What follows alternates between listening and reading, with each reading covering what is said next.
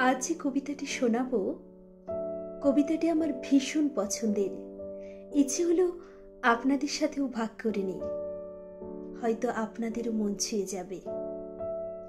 কবি সুবোধ সরকারের লেখা কবিতা বেলুড়। আমি একটা কোণায় দাঁড়িয়ে দেখছিলাম দুটি ছেলে গেরুয়া বসন পরে মন্দিরের সিঁড়ি মুছছিল।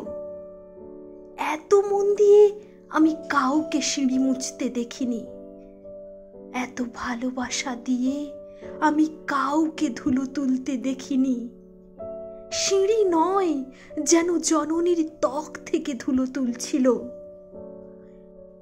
এভাবে কেউ সিঁড়ি থেকে ধুলো মুছতে পারে এ আমি কোথাও দেখিনি। স্থিতপ্রজ্ঞ মহারাজকে জিজ্ঞাসা করলাম, এই ছেলে দুটি কে? মহারাজ মৃদু হেসে বললেন, একজন নিউক্লিয়ার ফিজিসিস্ট, একজন IBM এর 6 লাখ টাকার চাকরি ছেড়ে এখানে এসেছে, সিঁড়ি ধুতে এসেছে। যে সিঁড়ি দিয়ে মানুষ ওপরে ওঠে তা যেন পরিষ্কার হয়।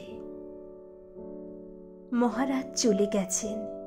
সন্ধ্যা নেমে আসছে গঙ্গায়, আমার ভেতরেও নামছে সন্ধ্যা। সারা পৃথিবীতে এত সিঁড়ি, সিঁড়িতে সিঁড়িতে এত দাগ, এত ক্রোধ, এত অপমান। আরতি শুরুর আগে মনে হলো, যে সিঁড়ি মুছতে পারে না সে কোনোদিন মানুষের চোখের জল মুছতে পারবে না।